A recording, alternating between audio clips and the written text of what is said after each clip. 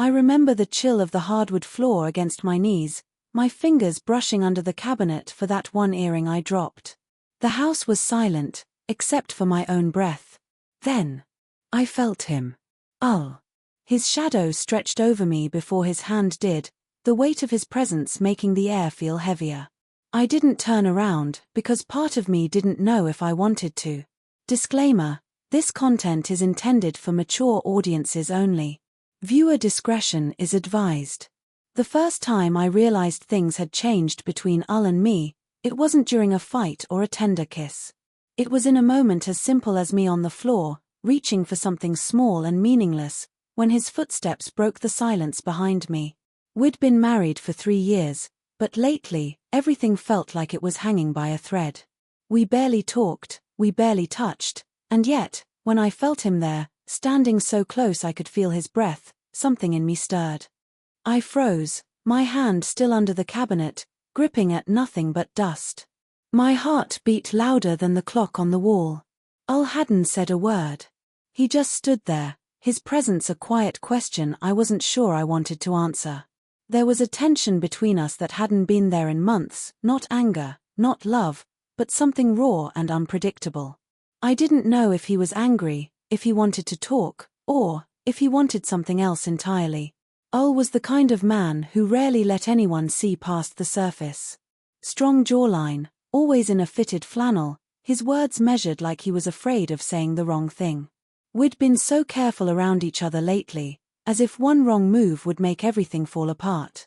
But in that moment, with me on the floor and him behind me, it felt like careful wasn't an option anymore. Lose something? His voice was low, almost amused, but there was something in it, a quiet edge, like he knew this moment meant more than just finding my earring. I nodded without looking at him, not trusting my voice. My mind raced with every unspoken word between us, the fights, the apologies, the nights we'd turned away from each other in bed. And now, this. The air felt charged, heavy, like one wrong breath could change everything. I finally found the earring, my fingers closing around the cool metal, but I didn't stand up. I could feel leaning in slightly, close enough that the faint scent of cedar and soap reached me. My pulse jumped. For the first time in a long time, I didn't know if I wanted to pull away or lean back into him. And just as I turned, ready to face whatever this was about to become, whispered something that made my breath catch and left me wondering if I'd misread everything between us. Voice lingered in my ears even after he'd stepped back, his whisper still echoing in the space between us. "Do you ever wonder if we forgot how to feel?" he had said, and then he was gone, walking toward the living room like he hadn't just shattered something inside me. I sat there on the floor, clutching the earring, my pulse refusing to slow down. Those words dug into me, more than any argument or cold silence ever had. The kitchen felt bigger than usual, like the walls had pulled away, leaving me with too much space to think. Had been my safe place once, steady, dependable, the man who could make me laugh just by raising an eyebrow. But lately, we were strangers orbiting the same life, each of us pretending it didn't hurt. That one moment, his shadow over me, his closeness, it reminded me that under all the distance, there was still something electric. Something dangerous. I stood slowly, brushing the dust off my jeans, my eyes flicking toward the hallway where he'd gone. Part of me wanted to follow him, demand to know what he meant. Another part wanted to retreat upstairs, shut the door, and pretend none of it had happened. That tension, the pull between wanting to close the space between us and wanting to protect myself, was tearing me apart. The house creaked softly as I walked toward the living room. Evening light filtered through the blinds, casting long shadows across the wooden floor. Was there, leaning against the arm of the couch, one hand wrapped around a glass of water. He wasn't looking at me, not at first. Just staring at the window, jaw tight, like he was wrestling with something he couldn't put into words. When his eyes finally met mine, there was something different in them. Not anger. Not even love, exactly. It was something rawer, heavier, like he was holding back a truth neither of us were ready to face. I felt my breath catch, my fingers tightening around the earring in my hand. The silence stretched, heavy, almost unbearable until Ul finally spoke, his voice low, steady, but edged with something unspoken. "We can't keep pretending, can we?" ChatGPT said. I didn't answer him right away. My throat felt tight, like his words had turned the air heavier, impossible to swallow. "We can't keep pretending, can we?" The way he said it wasn't a question, not really. It was a truth he was setting down between us, one I couldn't ignore, even if I wanted to. I finally moved closer, each step deliberate, my heartbeat loud enough that I swore he could hear it. Ul didn't move when I stopped in front of him. He didn't touch me, didn't even reach for me, but his eyes, they said everything his hands wouldn't. There was tension there, yes, but also something softer, something almost pleading. We had built so many walls between us over the past months that I couldn't tell anymore if he was asking me to break them or warning me not to. "You think I don't feel it too?" I finally whispered, my voice sounding strange to my own ears. The truth was, I felt it every single day. The space between us wasn't just silence anymore, it was this gnawing pull, this ache I couldn't shake. And now, with him standing there, close enough for me to see the faint stubble along his jaw, I felt like I was teetering on the edge of something I couldn't take back. His hand flexed at his side, like he wanted to reach for me but stopped himself. "Then why do we keep acting like it's already over?" His voice cracked slightly on the last word, something I hadn't heard from him in a long time. Ul was always composed, always the one who kept us steady when I couldn't. But tonight, there was no steadiness in either of us. I wanted to tell him it wasn't over. I wanted to close the space between us, let the tension snap into something real, something that might remind us why we'd fallen for each other in the first place. But I also knew that if I crossed that invisible line, if I let myself give in, I'd be admitting something I wasn't sure I was ready to face, that maybe we weren't broken because of time or routine, but because of something deeper neither of us wanted to name. Ul finally set his glass down, the faint clink echoing louder than it should have. His eyes met mine again, searching, as if he was waiting for me to make the first move. But before either of us could speak, the sound of a phone buzzing on the counter broke the moment. His phone. And when I glanced at the screen, the name lighting up the display wasn't mine, and it wasn't anyone I recognized. The tension between us didn't fade. It just changed, sharp and cold, twisting into something heavier. Ul didn't answer the phone. He didn't even look at me when he silenced it and slid it face down onto the counter. The faint hum of the vibration still echoed in my ears like it was a warning neither of us wanted to hear. My chest felt tight, as if that one glowing screen had just cracked something open that we'd been pretending wasn't there. He stepped closer, slow, deliberate, until I could feel the heat of him even without his hands on me. The tension wasn't just in the air, it was in my pulse, in the way my fingers curled at my sides to keep from reaching for him. Every part of me wanted answers. Every part of me also wanted to forget the phone entirely and give in to what had been building since that moment in the kitchen. His eyes searched mine, quiet but intense, like he was asking 100 questions he didn't dare voice. "Do you trust me?" he asked finally, his voice low enough it barely carried over the sound of the clock ticking on the wall. The question didn't sound casual, it sounded loaded, like there was something beneath it he wasn't ready to say out loud. I opened my mouth to answer but hesitated, because I honestly didn't know. Trust wasn't something you could summon back with one word, not when the air felt this heavy, not when some part of me wondered who had been calling and why he wouldn't explain. Yet as I stood there, staring up at him, the weight of everything we hadn't said pressing down on both of us, I felt the same pull I had when I was on the floor earlier, his shadow falling over me. That heat, that sense of being caught between danger and something I still wanted. Ul took another step, close enough now that I could smell the faint cedar of his cologne. His hand lifted halfway, hesitating, like he was waiting for permission to touch me. "Say something," he murmured, and there was something raw in his tone, need, frustration, and something else I couldn't place. But before I could, the phone buzzed again, sharp and loud in the quiet room, slicing through the moment like a blade. The phone stopped buzzing as abruptly as it started, leaving the room too quiet, the air too thick. I could feel Ul watching me, but neither of us spoke. His hand was still hovering near mine, like he was afraid to commit to either touching me or pulling away.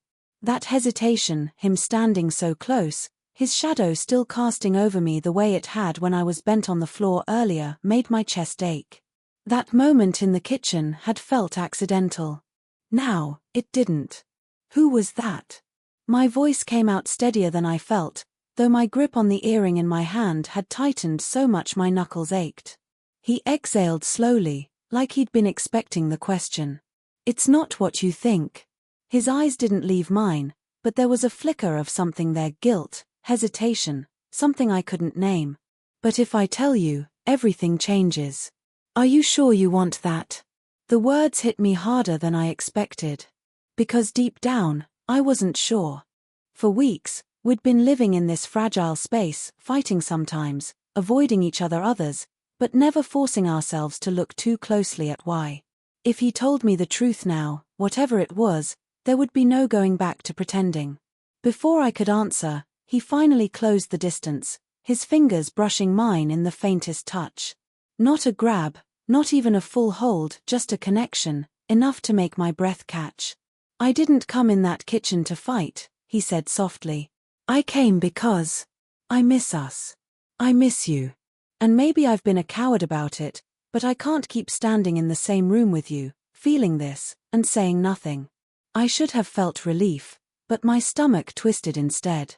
Because while his words were real, raw even, the phone buzzing again on the counter cut through the moment like a warning bell. The same name, glowing on the screen. A woman's name I didn't know. Ul finally broke our eye contact to glance at the phone. His jaw tightened, his hand dropping from mine. He didn't answer it, but the way his eyes darkened told me everything, that whoever she was, she wasn't someone random. Ul, I said, my voice low, careful, because the wrong tone might shatter whatever thread we were holding on to. If we're going to stop pretending, then tell me. Who is she? He looked at me for a long moment, his chest rising and falling slowly. Then, finally, he said, she's the reason I came home early tonight. And if I tell you everything, you're not going to see me the same way again. The silence after that was deafening, heavier than before, as if the entire house was holding its breath with us. ChatGPT said, Ul didn't move toward the phone this time. He let it buzz, the sound echoing in the dim room like a countdown, until it finally went silent. When his eyes met mine again, they were steady but heavy, as if he'd already accepted that whatever he was about to say would change everything between us. She's my sister, he said quietly, the words cutting through the tension like a blade, but not in the way I expected. She found something out about me. Something I should have told you myself, weeks ago. She's been calling all day because she doesn't think I will. The shock hit me like a wave, not because it was his sister, but because his voice carried a weight, like the truth wasn't simple, wasn't harmless. Then tell me, I said, stepping closer, my hand tightening around the earring. No more pauses. No more shadows. Just say it. Ul ran a hand down his face, the movement slow, deliberate, before his gaze locked on mine again. I didn't lose my job because of the layoffs like I told you, he said finally. I quit. I've been trying to start something on my own, something risky, and I didn't tell you because I didn't want you to think I was reckless. But now, everything we have is tied up in it. Our savings. The house. Everything. The air left my lungs in a single, shaky breath. The tension between us, all the distance, the way he'd hovered behind me in the kitchen earlier, it all clicked into place. He wasn't just holding something back emotionally. He'd been carrying a secret that could unravel everything, and the weight of it had been bleeding into every quiet dinner, every long silence, every sidelong glance. Before I could react, before I could decide if I was furious or relieved, the phone buzzed again, one last time. This time, Ul picked it up, silenced it, and placed it in my hand. You can call her, he said, voice low. You can hear everything from her if you don't believe me. Or, his eyes softened, just slightly. You can trust me, and we can figure this out together. Right now. Just us. The choice hung in the air like a held breath. And even as my heart raced, I realized that, for the first time in months, I wasn't thinking about leaving the room. I was thinking about stepping closer. I stared at the phone in my hand, its screen glowing faintly before dimming to black. For weeks, I had convinced myself the space between Ul and me was proof we were falling apart, that the silence meant we had nothing left to say. But now, standing here with his secret out in the open, I realized the truth was heavier but simpler. He hadn't been pulling away because of someone else. He'd been terrified, carrying the weight of a gamble that could cost us everything, afraid I'd see him as reckless instead of the man I married. Slowly, I placed the phone on the counter without calling his sister. "You should have told me," I said, my voice soft but steady. "But I get it now. You weren't shutting me out because you didn't care. You were scared." My fingers loosened around the earring, the small, cool metal now warm in my palm from how tightly I'd been holding it. And maybe, so was I.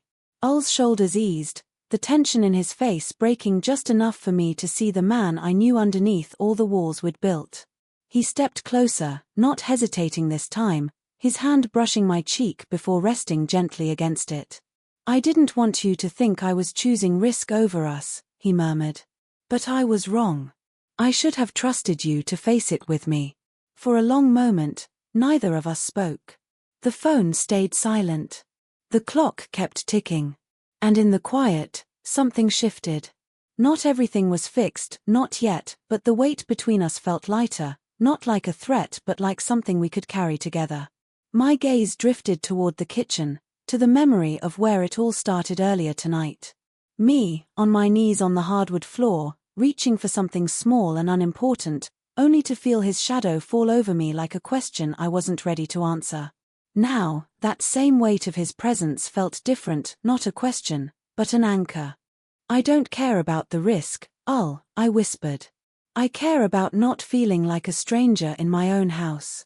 I care about us." His hand slipped into mine, firm, certain this time.